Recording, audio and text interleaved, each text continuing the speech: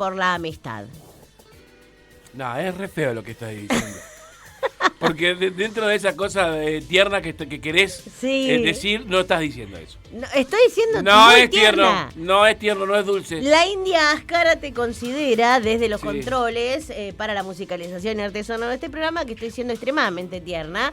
También Tommy yo voy a empezar a saber. ¿Cómo era el apellido? Walls. Oh. Perdón, tuve COVID. Finger. Es una marca. Es una marca. Mira, me gustaría hacer como en Cepicó, tu programa estrella. No me hago cargo. Te olvidaste de todo el mundo desde que hiciste Cepicó. De ese programa. Bueno, de empezar a hacer una previa, de filmarla como... Yo la fui a buscar a Cintia Brenda Alcaraz, fuimos todo el equipo de bestias en el colectivito verde a buscarla a Cintia Brenda Alcaraz allá en la loma del Reverendo Jete, donde vive ella, y subió con una cara de culo que es muy difícil de describir. Ahora, se prende el micrófono, se prende el aire y empieza. Mírame esta sonrisa maravillosa. Gracias a la amistad, después. Voy a ir hasta el mediodía con esta... ¿Cómo se llama esto? El cigomático mayor. Se llama el músculo. Me parece que eso ya está patentado. Lo patentó Lupardo, ¿no? Omar Lopardo. Sí. Omar Lopardo, pero en realidad... Disculpanos, Omar. Estamos usando tu palabra. Yo aprendí, de hecho, que tenía este músculo acá, que es el músculo de la sonrisa, a propósito de ese concurso convite que hace Omar Lopardo para obras de teatro de humor. Claro. Que lo hace junto al municipio de Santa Rosa. Ese se llama el cigomático mayor. Bueno, ese es el músculo de la sonrisa. Bueno, yo lo voy a utilizar acá como una buena actriz, a pesar de no sentirme en esa lógica. Ya volverán los tiempos en los que una genuinamente se sonría, sea feliz, pueda regalar un sueño, ¿Para cuándo el balcón? De Cintia Brenda Alcaraz. Cintia Brenda Alcaraz, mirá, ha sido tan pobre que no tiene ni siquiera un primer piso. En el balcón, así que diga, vamos a volver. No, ¿sabés qué Alguna vez vamos a volver. ¿Sabés qué pasa, Juan Ignacio? Gracias, chicos. Qué grande, Cristina. Qué grande, Cristina. Vayan al parque, ya te divide, ya te maneja. Qué país maravilloso en ese sentido. Debe tener una lista de parques a ver a dónde los voy a mandar. Nosotros merecemos un final feliz. Mínimamente. En este ciclo sin fin. Porque lo hemos tenido al Diego y porque la tenemos a Cristina. En el siglo XX, viviéndolos, compartiendo sus más, sus menos, compartiendo sus errores y sus aciertos, hemos podido realmente ser coetáneos de las dos personas más grandes del mundo, sin lugar a duda, que son el Diego y Cristina. Y nos queda Cristina.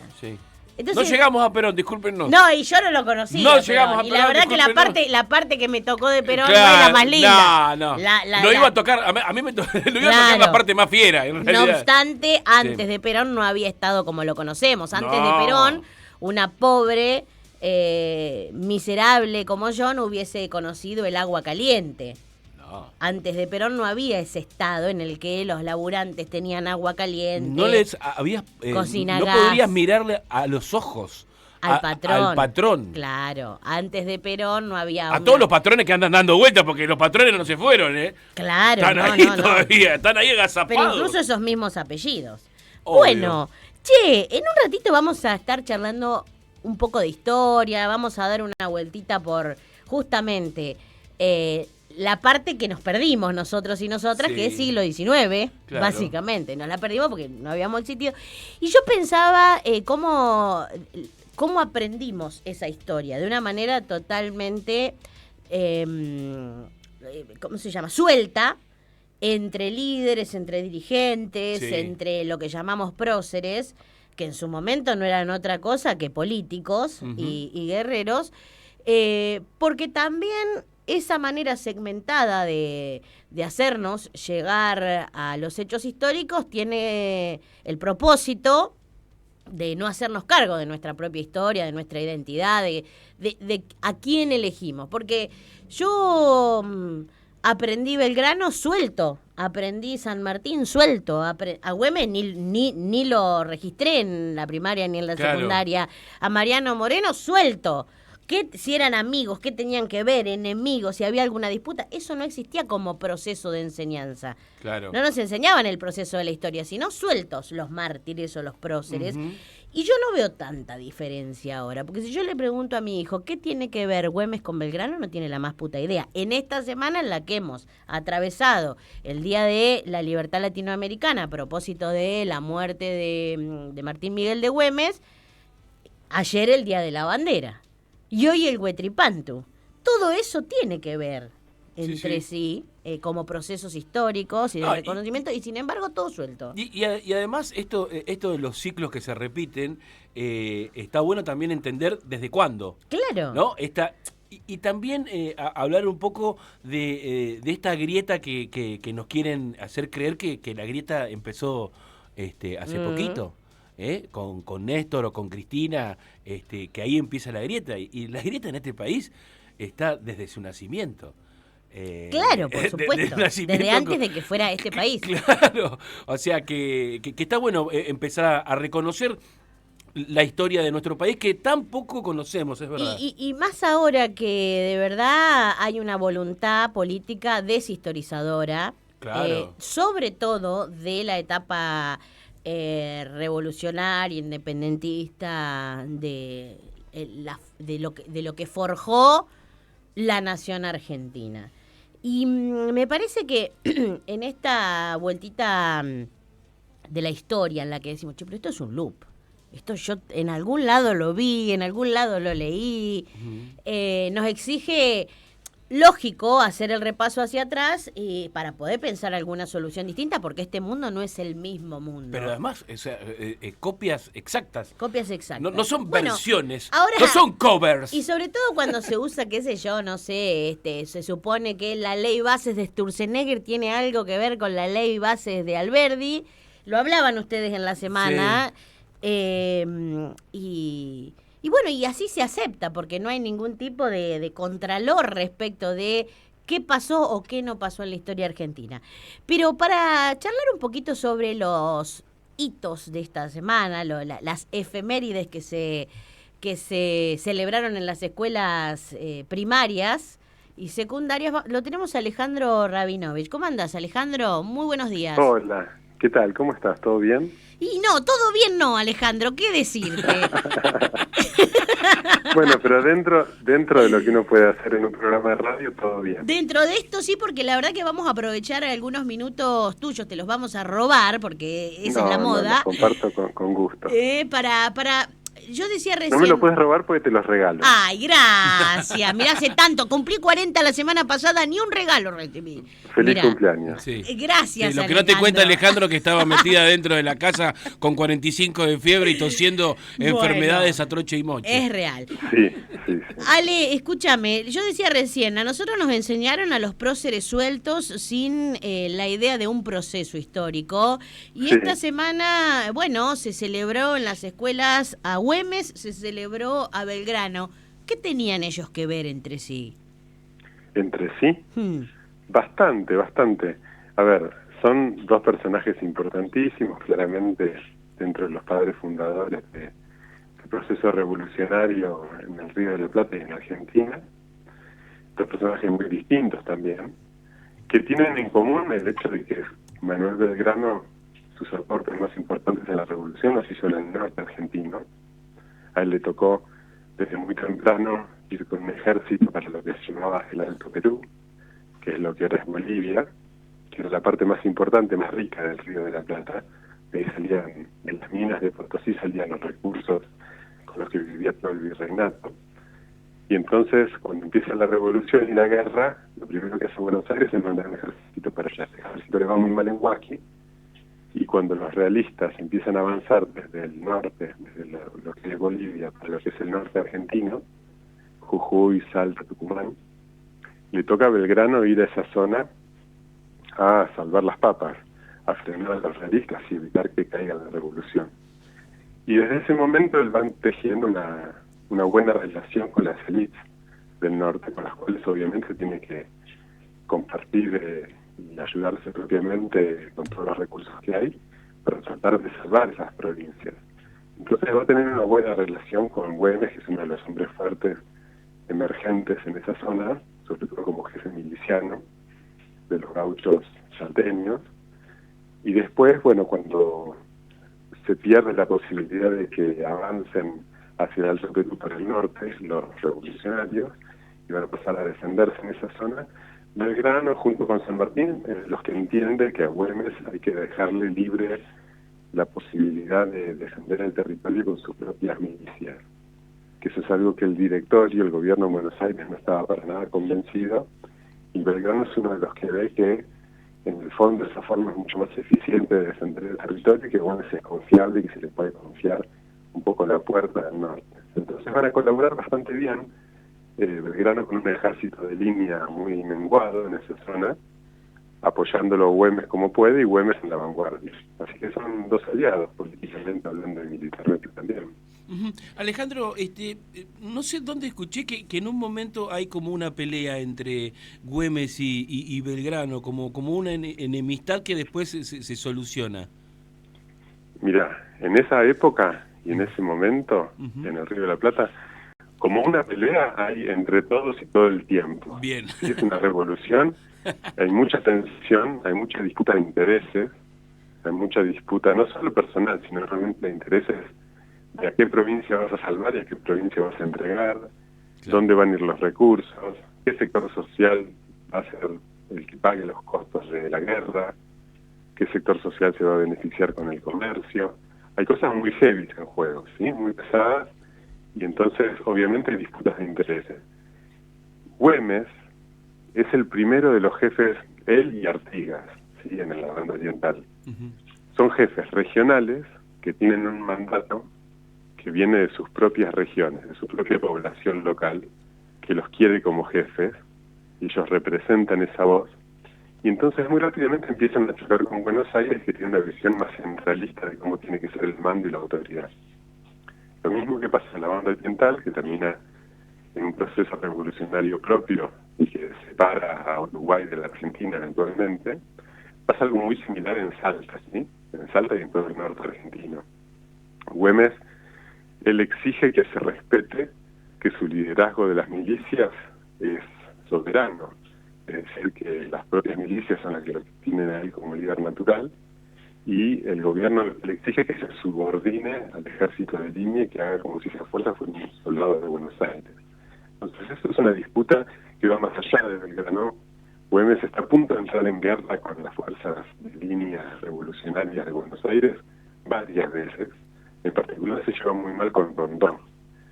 Y están a punto de ir a la guerra, podría haber terminado como terminó en la banda oriental, pero al final la sangre no llegó al río, se terminan poniendo de acuerdo y le dan autonomía a Güemes, lo nombran gobernador, lo dejan ser gobernador de Salta, que tenga mucha más autonomía que las otras provincias, sede del gobierno revolucionario. Estamos conversando con Alejandro Rabinovich, él es doctor en historia y es especialista también en guerras, no sé si lo estoy explicando bien. Sí, sos especialista en guerras. Justamente Güemes lleva adelante, repele la invasión en más de 12 ocasiones con un ejército que ¿cómo arma, Alejandro? ¿Vos decís el ejército salteño? Claro, los infernales de Güemes. Bien, es un ejército que está hecho en base a las milicias salteñas. Recordemos que la sociedad española es una sociedad muy distinta a la nuestra de hoy. Es una sociedad de milicianos. Todos los hombres donde vivan participan en las milicias, que no es el ejército, es una entidad distinta que se entrena los domingos, que en general no cobran un salario, son ciudadanos, pero defienden el territorio. Y claro, con la población indígena que había y los conflictos que había, era muy importante participar de las milicias. Y estaban acostumbrados a hacerlo desde hacía siglos, los españoles en todos lados, en América también. Y entonces Güemes lo que hace es movilizar las milicias de Salta y las reorganiza en lo que se llamaban escuadrones gauchos, que no respetaban el reglamento colonial, sino que tenían sus particularidades, y que haciendo guerra de recursos, guerra de guerrillas, en su propio territorio, en su propia defensa de sus pagos, eran muy buenas realmente, eran muy desgastantes para las tropas de línea, que los corrían por las montañas y por el monte y no los alcanzaban nunca. Y eso, Alejandro, discúlpame, era algo innovador para las batallas, no estaban acostumbrados a luchar contra las guerrillas así. En un momento el ejército de línea tenía en la cabeza una guerra europea, una guerra napoleónica, claro, tanto los realistas como los revolucionarios, ¿no? Belgrano quería hacer la guerra como si fuera Napoleón. Lo que pasa es que no tienen ni los recursos, ni las tropas, ni los oficiales, ni el saber para hacer ese tipo de guerra. Claro. Entonces se van dando cuenta que los paisanos vos los subís a un caballo con un cuchillo y son extremadamente hábiles, no les tenés que enseñar nada. Te imaginas que para una población ganadera como esa, andar a caballo y a cuchillo la cosa de todos los días.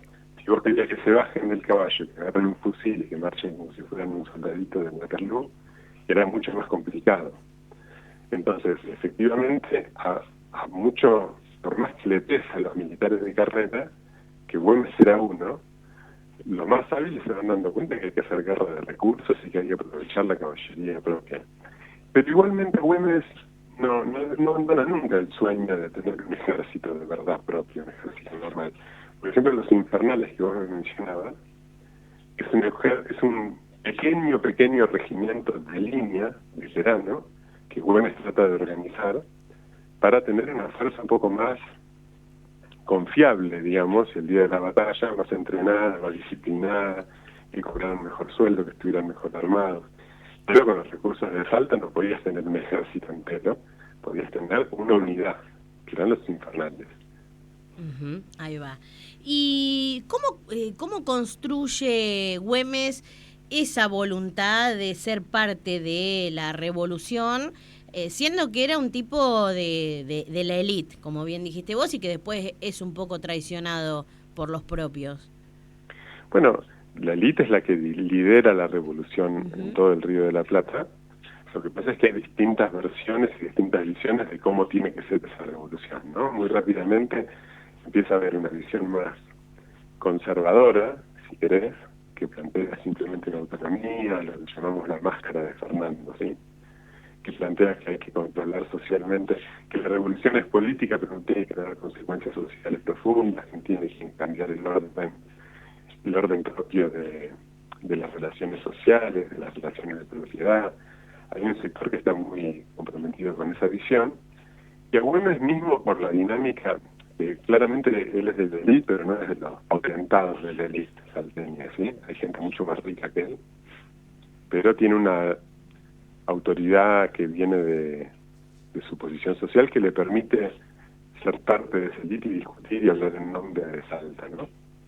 Pero claramente, por la propia dinámica de la guerra y de la política en ese momento, él se va encontrando que sus intereses se alinean con los de un sector, que son los peones de campo y los pequeños productores y los pequeños campesinos de Salta, que piden cosas que tienen que ver con zafar de la guerra, pero también tienen que ver con el orden social. Por ejemplo, piden que mientras sigue la guerra y están ellos movilizados y arruinando sus intereses porque pierden su ganado, pierden sus cultivos, piden que no se les cobre el arriendo por la tierra, ¿sí? O piden acceder a la tierra donde no podían. Entonces ahí Güemes, de vuelta, al igual que Artigas, toman medidas para proteger a sus propios milicianos, que tienen no solo un carácter político, sino empiezan a tener un carácter social, porque implican una redistribución de la riqueza. Y eso obviamente a las élites más concentradas no les gusta ni en ese momento ni hoy.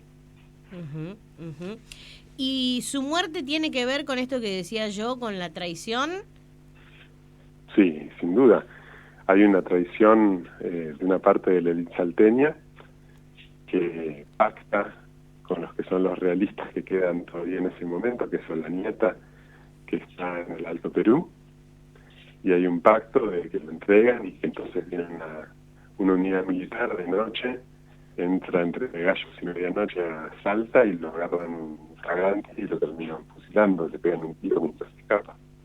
Eso efectivamente es una traición, pero bueno, yo estaba muy opuesto, muy peleado con no solo con la élite salteña, sino con las élites de toda la región. Estaba en guerra con Tucumán, se había desgastado mucho la relación con Jujuy también.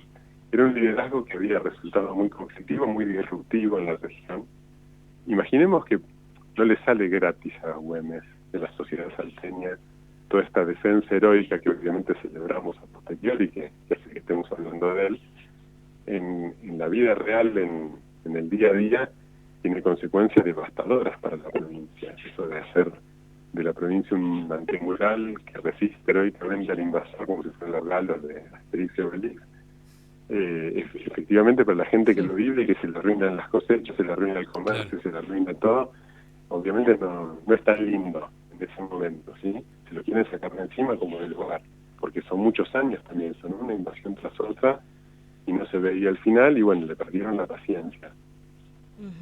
Y a ver si coincidimos o si tenés otra mirada. Yo digo, yo le pregunto hoy a mi hijo de 10, 11 años si él entiende qué tiene que ver San Martín con Güemes o Belgrano con San Martín, y yo creo que que siguen aprendiendo como aprendimos nosotros, sueltos los próceres.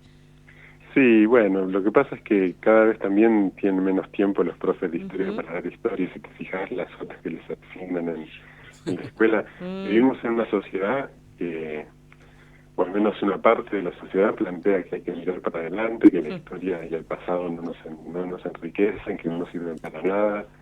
Entonces cada vez tenemos menos cultura histórica, por ende menos capacidad para pensarnos a nosotros mismos. Ahí está. Alejandro, muchas gracias por estos minutos con Bestias, con Radio Kermés. No, por favor, un gustazo. Ahí estaba. Abrazo. Abrazo grande, Ale.